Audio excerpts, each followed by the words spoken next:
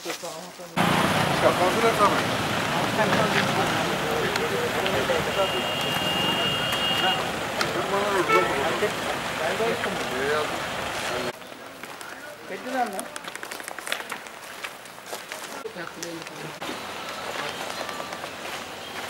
లేని వాళ్ళు ఉంటే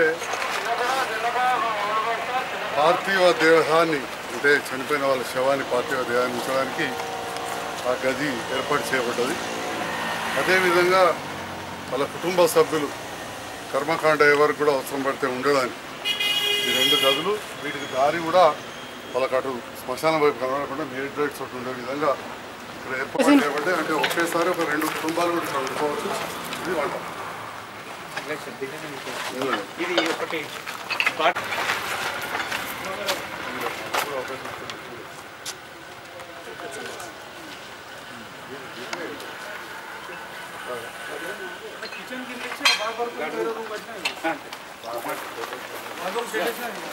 ఇది ఒక్కటి ఆలోచన చేసుకోవాలి, కష్టం అనుకో, పెద్ద విషయం ఏం కాదు. అడగడు అటే తక్కువ పక్కన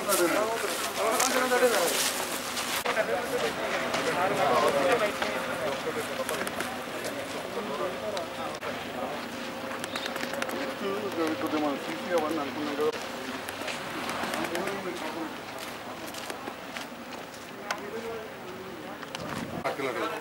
ఇదేమో ఇల్లు లేని వాళ్ళ ఇదేమో బాడేమో ఇల్లు ఉంటుంది, ఇల్లు లేని వాళ్ళకి వాళ్ళకి బైకులు రావాలి, ఇంత కిరాయాడు తెలియడు. ఇంట్లో డెడ్ బాడీ ఇల్లు ఉంటుంది, ఉండడానికి ఆ రూమ్ పక్కనే వాచ్మెన్. హలో ఒక్కటి తప్పించి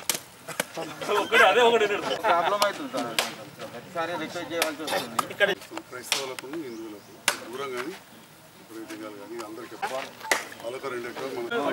అమెరికాలో నేను చూసిన అంత క్రైస్తవులు కదా, కట్టరయ్యా ఒక చెట్టు పెట్టి మనకంటే 4 గంటలు పెద్దది, జనాభా చారాను.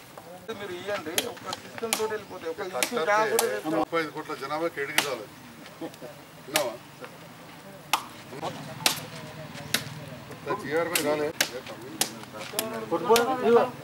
రాలే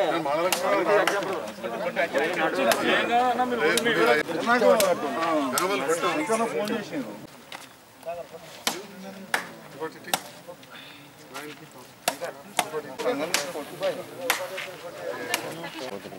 అడ్మిదే కట్టకపోతే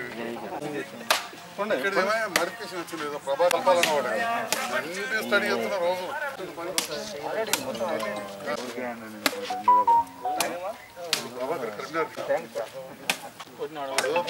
మనసు అంతా కర్మ చేయాలి.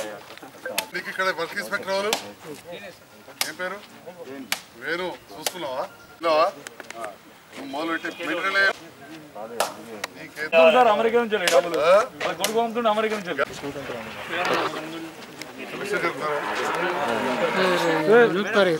కొంచెం ఇటు ఎందుకు రండి మేడం.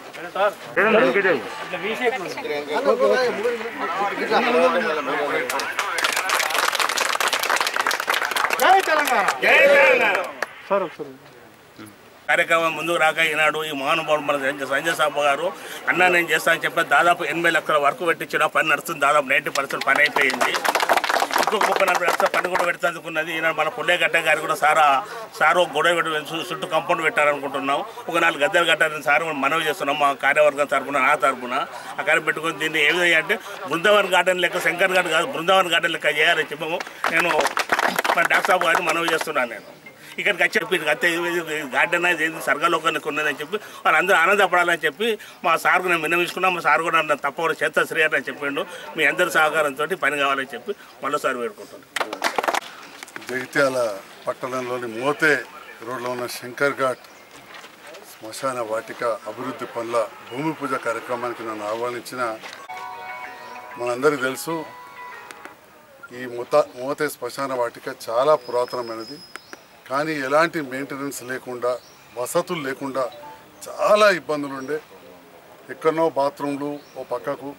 హిందూ ధర్మం ప్రకారం కొందరు 3 రోజులు, కొందరు 5 రోజులు, కొందరు వారం రోజులు, 12 రోజులు పూజ నిర్వహించుడు, ఇక్కడే కొంత పక్షికి పెట్టి భోజనాలు చేయడం, ఇలాంటివన్నీ కూడా వివిధ మన హిందూ ధర్మంలో వివిధ రకాలుగా చేసుకుంటూ ఉంటారు. ఎలాంటి వసతులు లేకుండే ఇప్పటికే ఒక 9 లక్షలతోటి షెడ్ నిర్మాణం చేసి భోజనాలకు ఆ సదుపాయం ఏర్పాటు చేయబడ్డది. రెండవది పూజా కార్యక్రమాలు నిర్వహించుకోవడానికి స్టార్టింగ్లోనే వాస్తు ప్రకారం అక్కడ ఒక గది, పూజా గది, దాని ముందే ఒక విగ్రహాన్ని ఎట్లయితే గొల్లపల్లి శ్మశాన వాటికలో రోటరీ క్లబ్ నుంచి ఏర్పాటు చేసినామో అదేవిధంగా ఇక్కడ ఏర్పాటు చేయబోతా ఉన్నాం. దానితో పాటుగా స్నానాల గదులు కూడా రోడ్డు దగ్గరైనాయి. అదేవిధంగా జగిత్యాల పట్టణంలో చాలామంది అద్దెకు ఉంటారు, లేదా సొంతం ఉన్న చాలా చిన్నగా ఉంటుంది. అలాంటి సందర్భాల్లో అదేవిధంగా కొందరు పిల్లలు బయట ఉన్నప్పుడు 1-2 రోజులు డెడ్ బాడీ పెట్టుకోవడానికి ఒక మార్చరీ ఇక్కడ ఏర్పాటు చేయబడ్డది, రూమ్ కూడా. అదేవిధంగా ఇండ్లు లేని వాళ్ళు ఉండడానికి 2 గదులు, వంటశాల కూడా రోడ్ సైడే కట్టించడం. అంటే మళ్ళీ ఫేసింగ్ ఇటు కూడా దర్వాజాలు కూడా అటు సైడ్. అంటే ప్రతి విషయంలో కూడా వీలైనంత వరకు మా చైర్మన్ గారు కానీ కౌన్సిలర్స్ సంఘ పెద్దలతో ఎప్పటికప్పుడు చర్చించుకుంటూ ఈ పనులు చేసినాం. దాదాపుగా సవ్యంగానే జరుగుతున్నాయి. ఎన్నడూ చేయని కొత్త కార్యక్రమాలు చేస్తున్నాం. 1-2 ఏదైనా చిన్న పొరపాట్లు లేట్ జరిగితే జరగవచ్చు, కానీ ఇవన్నీ కార్యక్రమాలు కూడా చేస్తున్నాం. అట్లనే ఇంతకుముందు శ్రీహరణ గారు మాట్లాడుతూ మంచి పార్క్లా చేయాలన్నారు. ఏడైతే మనం పూజా గది అది ఉన్నదో ముందట మట్టి పోసి అవన్నీ చేద్దాం. నాకు వాస్తవానికి ఈ సంవత్సరమే చేయాలని ఉండేది, ఎందుకంటే ఈ సంవత్సరం హరితహారము అదంతా పెట్టినాం, కానీ ఆ సిమెంట్ వర్క్ అవుతుంది కాబట్టి చేయలేదు. ఇన్ని వందల సంవత్సరాల నుంచి ఉన్న శ్మశాన వాటిక ఒక్క సంవత్సరం ఆగితే ఇప్పుడు ఎండాకాలమే అంతా మట్టి అన్ని పోసి పెట్టుకుందాం, రెడీగా మంచిగా చేసేసి మొక్కలకు రెడీ పెట్టుకుందాం. ఇక ఎండలు ఎక్కువవుతున్నాయి కాబట్టి ఇప్పుడు పెడితే ఇంకొక పూజ కొన్ని పెద్దవి దొరికితే పెట్టుకుందాం. మిగతాది మాత్రం మీరు అన్నట్టు అక్కడ వస్తే పూజ చేసుకొని వాళ్ళ తల్లిదండ్రులు కానీ కుటుంబ సభ్యులను స్మరించుకుంటూ భగవంతుని ప్రార్థించుకుంటూ కొంత సమయం గడిపే విధంగా చేస్తామని చెప్పి కూడా తెలియజేస్తుంది.